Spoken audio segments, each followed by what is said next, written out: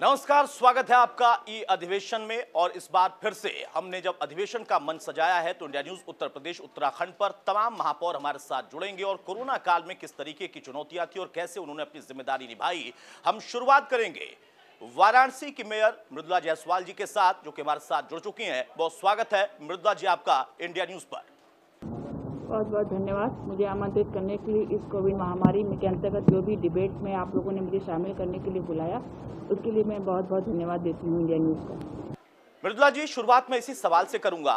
काशी अपने आप में बहुत अहम नगरी है और प्रधानमंत्री खुद वहां से जब सांसद के तौर पर चुने गए तो और भी ज्यादा उसको सुर्खियां मिली पूरी दुनिया में।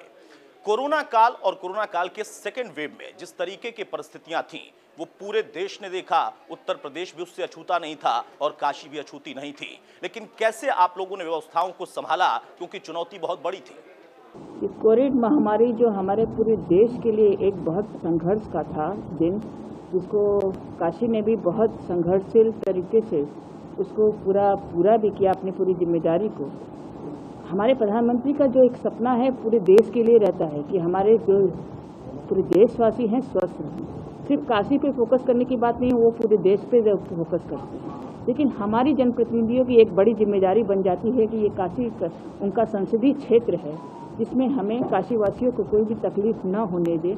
इसके लिए हम लोगों ने पूरी कोशिश करी, पूरा सहयोग किया, चाहे वो नगर निगम की तरफ से हो, चाहे स्वास्थ्य विभाग की तरफ से हो, चाहे डीएम हो, कमिश्नर हो। हम सभी लोग इस महामारी के दौरान जो 2 महीने बीते हैं उसमें हम लोगों ने पूरी कोशिश की कि हम लोग जनता का पूरा सहयोग कर सकें। मृदुला जी, चुनौती कहां खुद आपको महसूस हुई, क्योंकि जो परिस्थितियां थीं उसमें निकलना और फिर निकलने के साथ साथ तमाम जिम्मेदारियों को निभाना, सभी विभागों को एकजुट करना, अलग अलग महकमे उनकी अपनी जवाबदेही थी, उनकी जिम्मेदारी थी। लेकिन वायरस का खतरा बहुत ज्यादा था, उसमें ऑक्सीजन की कमी, तमाम और दवाइयों की कमी, कैसे तालमेल आप लोगों ने बिठाया?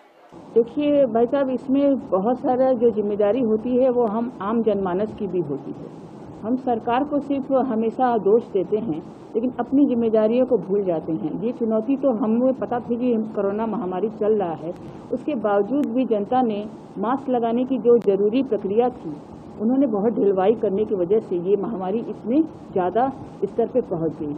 फिर भी हम लोगों ने, चाहे वो स्वास्थ्य विभाग हो, चाहे वो प्रशासन हो, चाहे नगर निगम हो, आपस में ताल मिला के, इवन पीएमओ से भी लोग आए थे, इसको पूरी तरीके से हम लोगों ने कोशिश की। चाहे वो आप अस्पताल को ले लीजिए, चाहे सैनिटाइजेशन को ले लीजिए, चाहे वो वैक्सीनेशन को ले लीजिए, चाहे वो ऑक्सीजन की कमी की बात करते हैं आप कि बहुत ज़्यादा शोर मच गए थे ऑक्सीजन।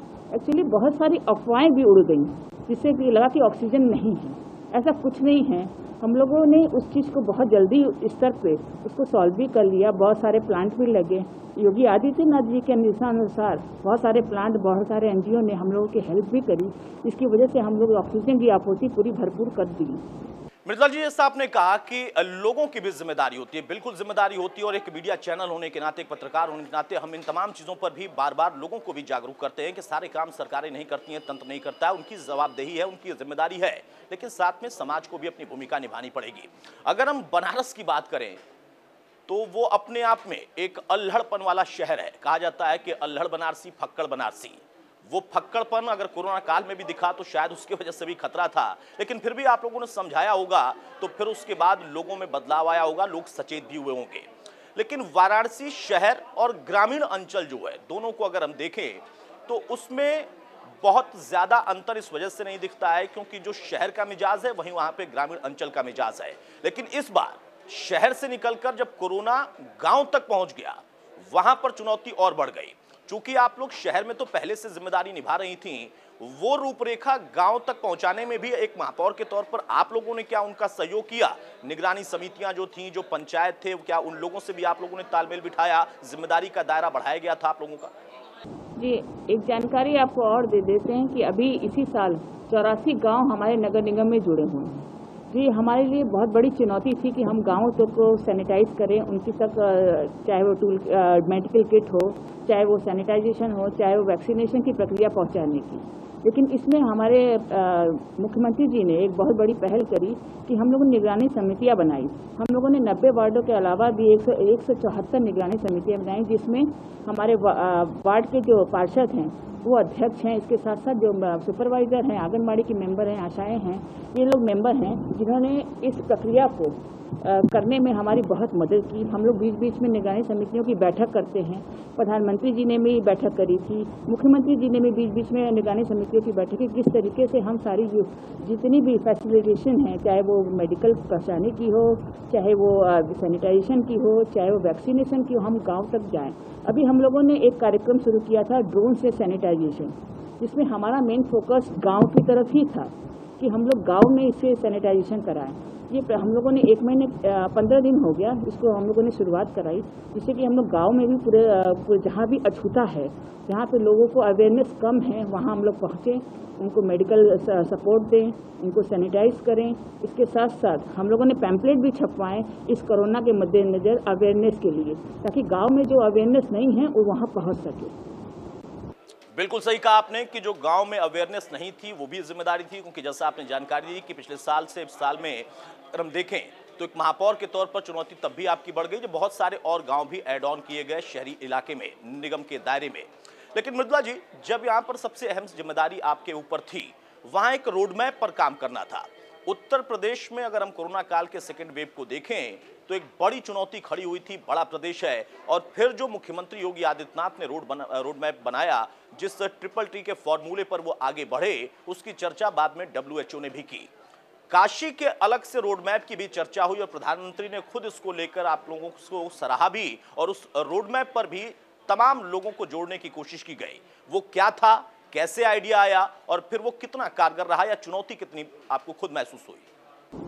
जिस समय कोरोना बहुत एक उच्च स्तर पे था, उस समय हम लोगों ने सिर्फ पहली लहर को नहीं, तीसरी लहर को भी देखते हुए काम किया।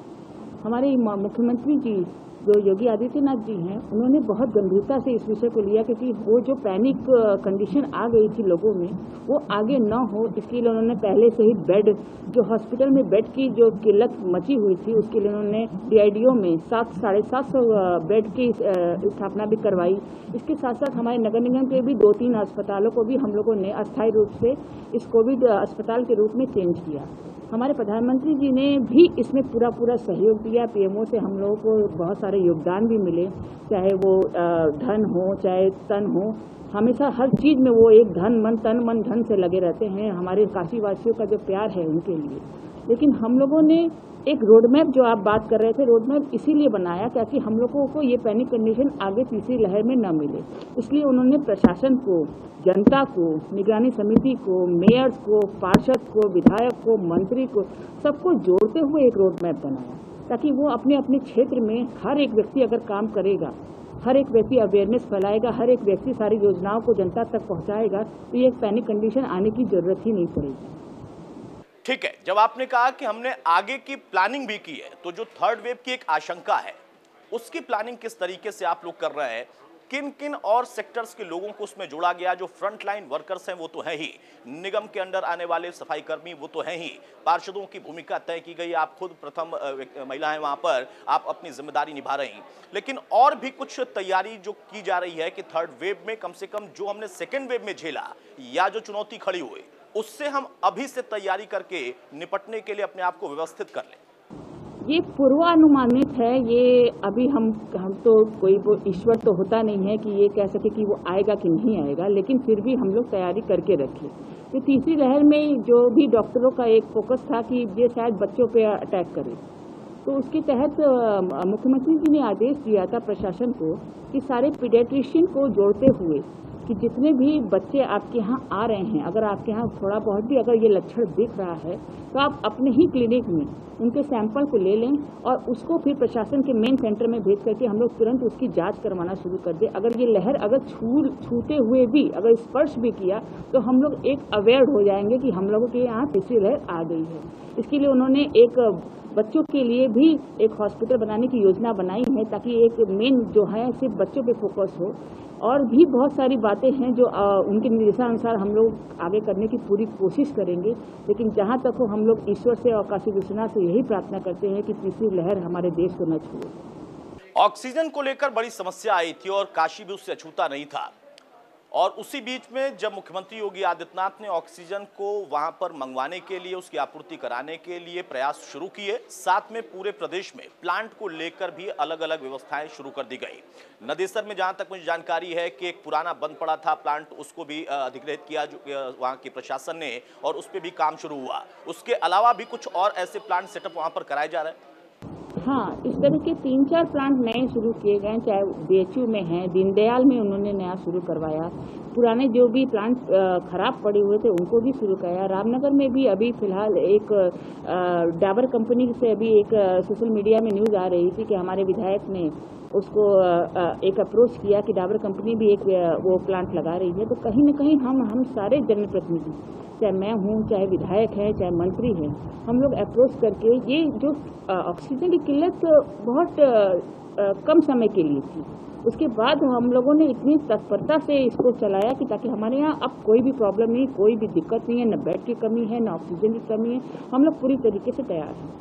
मृदुला जी, एक तरफ कोरोना वायरस से लड़ना था, उस चुनौती से लड़ना था, कम समय के लिए ही सही, लेकिन ऑक्सीजन की दिक्कत या फिर कहें कि उसके अलावा कुछ दवाइयों की दिक्कत, तो वो तो चुनौती थी ही।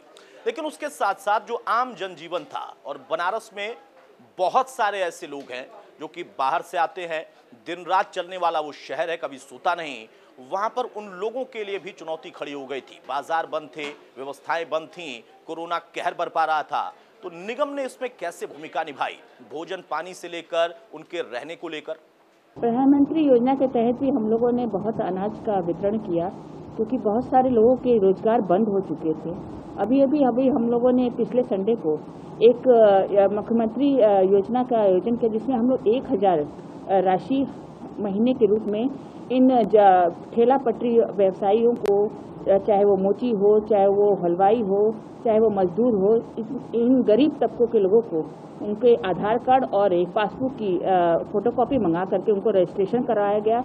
और उसके साथ साथ उनको ये भी आश्वासन दिया गया कि आपको हर महीने, जब तक एक निर्देशानुसार जो भी गाइडलाइन आएगी, जितने महीने तक की, उतने महीने की धनराशि उनको 1000 रुपये उनके बैंक में पहुंच जाएगी। इसके साथ साथ अभी आप लोग सब लोग जानते होंगे कि प्रधानमंत्री जी ने बहुत बड़ा एक आदेश दिया है कि जिन बच्चों के माँ बाप इस कोरोना काल में जिनका स्वर्गवास हो गया है, उनका पूरा लालन पालन और एक शिक्षा का पूरा बंदोबस्त करना चाहिए। बहुत बड़ी बात है। हमारे प्रधानमंत्री जी बच्चों से लेकर बुजुर्गों तक का ख्याल रखते हैं, हर एक तबके को छूने की पूरी कोशिश करते हैं कि कोई भी तकलीफ ना हो, और हम लोग इसमें पूरा साथ दें। मृदुला जी, इसी के साथ जुड़ा हुआ एक सवाल और भी मैं लूंगा। वाराणसी में मोक्ष प्राप्ति के लिए लोग आते हैं, जो कहीं और भी अपना उसका जीवन समाप्त होता है, उसकी भी एक उम्मीद होती है, आखिरी इच्छा होती है कि वाराणसी में उसका अंतिम संस्कार हो जाए। कोरोना काल में बहुत सारी तस्वीरें हमने देखी, अलग अलग शहरों की देखी, अलग अलग जगहों की देखी। वाराणसी में वो भी एक चुनौती थी और निगम की बड़ी जिम्मेदारी थी, क्योंकि अचानक से मौत का आंकड़ा बढ़ा, बहुत सारी और बीमारियों के साथ इसके चपेट में आने से भी लोगों की जान गई, और फिर एक तरीके का बोझ सा आ गया अचानक से घाटों पर। मणिकर्णिका है, हरिश्चंद्र घाट है, तमाम ऐसे घाट हैं। उन जगहों के लिए अलग व्यवस्थाएं आप लोगों ने क्या की? खासतौर से गरीबों के लिए लकड़ियों तक की दिक्कत हो गई थी, तमाम और ज़रूरतें थी उनकी, उस पर आप लोगों ने क्या प्लान किया और कैसे उसको एग्जीक्यूट किया? इसमें हमारे नगर निगम की तरफ से हम लोगों ने मुख्यमंत्री जी के निर्देशों का पालन करते हुए निःशुल्क शव दहन का भी एक पूरा आयोजन किया है, जिसमें कि जितने भी कोरोना से संक्रमित लोग जिनका मृत्यु हुई है, उनका फ्री में हम लोग क्रिमिनेशन करा रहे हैं। ये 2 घाट हैं हमारे, हरिश्चंद्र घाट और सामने घाट। हमने एक पोर्टल बनाया है जिसमें हमारे हेल्प डेस्क सेंटर भी बने हुए हैं, वहाँ पे लोग आते हैं और निःशुल्क शव दहन भी होता है। इसके साथ साथ जो लोगों को परेशानियाँ, दिक्कतें घाटों पे आ रही हैं, कुछ अराजक तत्व भी उसमें शामिल हो जाते हैं लोगों को परेशान करने के लिए, उस चीज़ के लिए प्रशासन ने भी हमारा बहुत सहयोग दिया। हम लोगों ने एक गाइडलाइन पूरे घाटों पे जितनी है कि जो एक शुल्क है, निर्धारित शुल्क है, वो भी हम लोगों ने हर एक घाटों पे लगा चुका है, ताकि वो जो लोग उल जलूल लकड़ियों का जो कीमत लेते हैं, जिससे कि आम जनता को परेशानी होती है। एक कोविड का नाम का लोग जो एक हैशटैग बना लिया है उन्होंने कि एक आम अगर नॉर्मल मृत्यु भी होती है तो लोग उसको कोविड का नाम दे करके एक हाइप बना देते हैं। तो इस कैटेगराइजेशन को करने के लिए हम लोगों ने हेल्प डेस्क बनाया है, ताकि अगर आपके परिवार में किसी की मृत्यु अगर कोरोना से हुई है तो आप हमारे हेल्प डेस्क पे आइए, उस पर रजिस्ट्रेशन कराइए, हम आपका निःशुल्क शव दहन कराएंगे। और इसके साथ साथ हम लोगों ने 8 शव वाहिनी भी निःशुल्क शुरू करवाई है। नगर निगम इसका पूरा खर्च वहन कर रहा है और आगे भी जो भी प्रधानमंत्री के निर्देश रहेंगे इस क्रम में हम लोग करने के लिए तैयार हैं। जब अगर हम जिम्मेदारी नगर निगम के तय करना शुरू करते हैं या उस पर हम चर्चा करते हैं तो वहां पर देखिए बहुत सारी चीजें आती हैं। अलग अलग विचारधारा के भी पार्षद हैं, उनको भी आपको देखना है, क्योंकि आप पर सबकी जिम्मेदारी है। भाजपा से जुड़े हुए लोग हैं, नहीं हैं, उन सब में कैसा तालमेल रहा और कैसा सहयोग मिला, क्योंकि कोरोना काल में सबका सहयोग बहुत जरूरी था। ये ईश्वर काशी विश्वनाथ की कृपा मेरे ऊपर कह लीजिए कि कहीं भी हम लोगों को विपक्ष जो है मेरा, कहीं भी चाहे वो सदन हो चाहे वो मेरे पूरे कार्यकाल में, कभी मेरा उन्होंने विरोध नहीं किया। कोई भी कदम अगर हम नगर निगम में मैं अपनी तरफ से उठाती हूँ तो उन्होंने पूरा सहयोग दिया। मुझे नहीं लगता है कि विपक्ष ने सारी योजनाओं को जनता तक पहुँचाने में हमारी मदद न की हो, क्योंकि हम लोगों ने जब भी निगरानी समितियों की बैठक की है वो लोगों ने हमेशा उसको ज्वाइन किया है, हमारे निर्देशों को समझा है और उसको जनता पहुंचाने में, क्योंकि हमारे जो पार्षद है, मैं बहुत सीना ठोक के ये बात कहती हूँ कि हमारे पार्षद सिर्फ नगर निगम के हैं, उन्होंने कभी दलगत राजनीति नहीं की। इसके लिए मैं बहुत बहुत धन्यवाद भी अपने सदन के पार्षदों को देती हूँ कि उन्होंने मेरा पूरा साथ दिया और उन्होंने आगे ये भी प्रण लिया है कि हम लोगों का जो भी कार्यकाल बचा है, चाहे वो कोविड की महामारी आ जाए, कोई भी दिक्कत आ जाए, हम लोग आपके साथ खड़े हैं। चलिए, ये अच्छी बात थी कि आप कह रही हैं कि सभी का सहयोग आपको मिला, वो चाहे किसी भी दल से जुड़े हों या फिर किसी विचारधारा से। आपके अगर पार्षद आपके साथ थे तो उसमें आपको मजबूती मिली।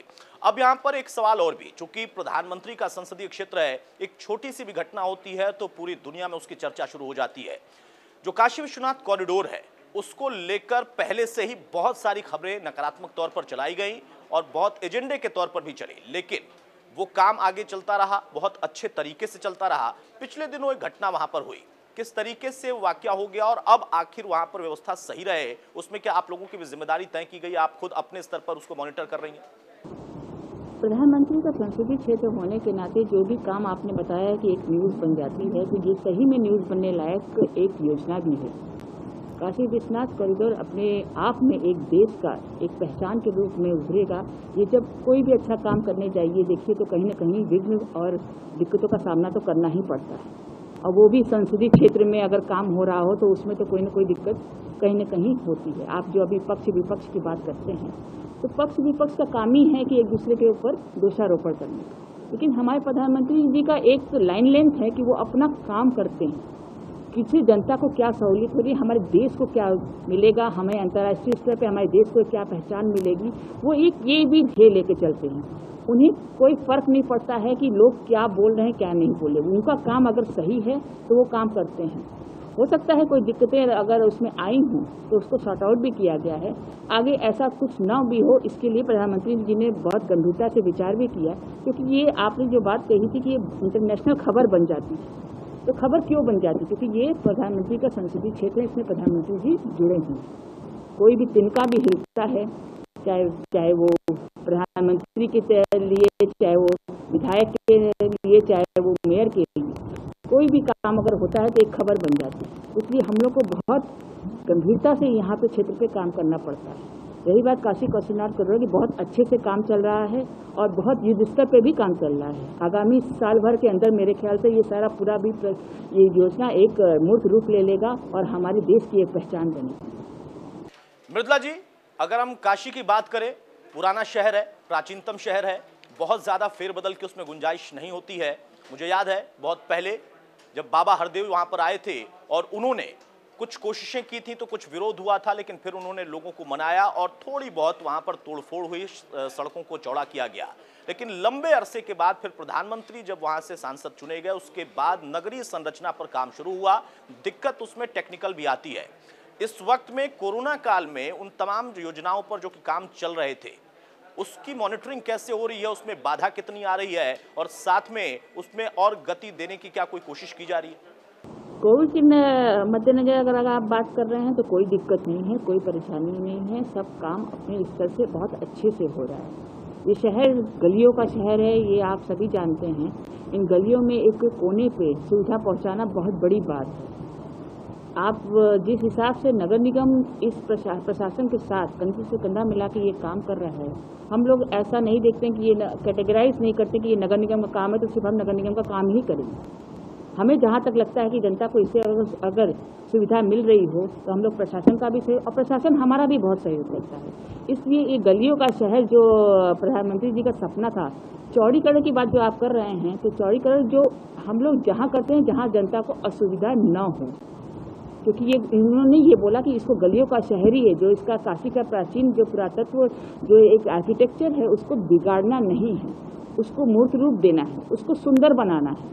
क्योंकि बहुत सारे जो आप लोगों ने कहा ना अल्हड़ बनारसी, ये जो अल्हड़ बनारसी का रूप है वो हम लोग नहीं बदलेंगे। मैं हमेशा अपने वर्जन में यही कहती हूँ कि जो बनारस का मूर्त रूप है उसकी छेड़छाड़ न हो। स्मार्ट सिटी से बहुत सारे काम हो रहे हैं, लेकिन बहुत एहतियात से कि हमारे जो जनता को दिक्कत न हो, परेशानी न हो। जो पुराने काम जो पारंपरिक होते आ रहे हैं, जो गलियां हैं, जो ये शहर का मूर्त रूप है, उसको हम लोग डिस्टर्ब न करें। उसको और सुंदर बनाने के लिए प्रधानमंत्री ने एक स्मार्ट सिटी की आप पूरी योजना बनाई है। आप सभी को पता है हमारे 90 वार्ड में से 14 वार्ड भी स्मार्ट वार्ड बनाने की पूरी प्रक्रिया शुरू हुई है। धीमे धीमे हम लोग शायद पूरे 90 वार्ड को कवर कर लेंगे। इसमें आप लोग का भी बहुत बहुत सहयोग चाहिए हम लोगों को। मृदुला जी, एक आखिरी सवाल। गोरखपुर से खबर आई जहां पर महिलाओं ने खुद अपने अपने कॉलोनियों को, अपने अपने क्षेत्र को सैनिटाइज करने का जिम्मा उठा लिया है, अपने बच्चों के भविष्य को। और उस आने वाली एक जो आशंका है कि ऐसा हो सकता है कि बच्चों पर थर्ड वेव में असर आए। आप खुद महिला हैं, मेयर भी हैं, कैसे देखती हैं इस भूमिका को, और महिलाओं के लिए खास तौर से आप लोग क्या तैयारी कर रही हैं या कैसे उन लोगों को जागरूक कर रही हैं कि वो अपना भी ख्याल रखें, गर्भवती माताएं भी अपना ख्याल रखें और अपने नवजात शिशु का या आने वाले बच्चों का भी ख्याल रख पाएं? ये कहने में गुरेज नहीं है कि महिलाएं जो होती हैं वो प्रिपेयर्ड होती हैं। ये आप जो बात कर रहे हैं, मैं एक महिला के नाते बोल रही हूँ। मेरे भी 2 छोटे बच्चे हैं और काशी की महिलाएं इतनी अब जागरूक हो चुकी हैं। जिसका अध्यापक अच्छा होता है ना, उसके स्टूडेंट भी अच्छे हो जाते हैं। तो प्रधानमंत्री का जो एक कार्य करने का तरीका है, और हमारी सारी महिलाओं के ऊपर एक घोर छवि उनके दिलों पे है। उनको अपने बच्चों के, अपने लालन पालन के लिए जो भी ज़रूरतें और जो भी अवेयरनेस की ज़रूरत है, वो मुझे नहीं लगता है कि वो अपने कॉलोनियों में नहीं फैला रही है। फिर भी मैंने एक संस्था को जोड़ करके सारी महिलाओं से, कुछ महिलाओं से जो समाज में एक्टिव हैं, उनसे अभी हम लोगों ने बात की, चर्चा की थी कि किस तरीके से इसको और अवेयरनेस के रूप में फैलाया जाए कि अपने बच्चों पे किस तरीके से वो निगरानी कर सके। तो कुछ संस्थाएं हम लोगों के साथ जुड़ी हैं, उसमें हम लोगों ने 2-4 डॉक्टरों को भी जोड़ा है। अभी इस बात के लिए हम लोगों ने जो भी एक कैंप लगाने की सोची है कि हर एक वार्ड में एक कैंप लगा करके इन महिलाओं को जागृत करने के लिए, क्योंकि हर जो आप लोगों ने कहा गाँव में ये शायद अवेयरनेस नहीं फैल सकती, तो उसमें वहाँ तक जा करके हम लोग कैंप लगा करके इस अवेयरनेस को फैलाने के, वहाँ के महिलाओं को जागृत करने के लिए कि आप घर बैठे भी बहुत कुछ कर सकती हैं। ये बच्चा आपका भविष्य है और ये देश का भी भविष्य हो सकता है। इस मद्देनजर ये दिमाग में रखते हुए, क्योंकि बच्चा के ऊपर कुछ हो जाता है ना भाई साहब, तो माँ समझ लीजिए कि कंट्रोल में नहीं रहती है। तो उसके लिए बच्चों के लिए बहुत बड़ी बात है। तो अगर ये डर है कि बच्चों के ऊपर अगर ये तीसरी लहर आएगी, तो मुझे लगता है कि हर माँ पहले से प्रिपेयर्ड है, अपने आप को वैक्सीनेट कर रही है ताकि मेरे बच्चे पे असर ना आए। क्योंकि अभी मोदी जी ने ये कहा कि सबसे पहले जो 9 साल के छोटे बच्चे हैं उनके माँ बाप को वैक्सीनेट करने की बात कही। तो ये इस पे युद्ध स्तर से काम चल रहा है और हम लोग जागरूक हैं और जागरूक आगे भी रहेंगे। बहुत शुक्रिया मृदुला जी हमारे साथ जुड़ने के लिए। तो वाराणसी की महापौर मृदुला जायसवाल हमारे साथ थी और ई अधिवेशन में जब हमने चर्चा की तो उन्होंने काशी में किस तरीके से, चाहे वो नगर के क्षेत्र हों या ग्रामीण अंचल जो कि निगम के दायरे में आ चुके हैं, और उसके अलावा और भी जो ग्रामीण अंचल हैं जो पंचायत के अधीन हैं, उसमें भी सहयोग तालमेल के साथ निगरानी समितियों के साथ मिलकर चलाया जा रहा है और साथ ही साथ जो और निगम की जिम्मेदारी है वो भी निभाई जा रही है। ये अधिवेशन लगातार चलता रहेगा। एक छोटा सा ब्रेक, जल्द आएगा।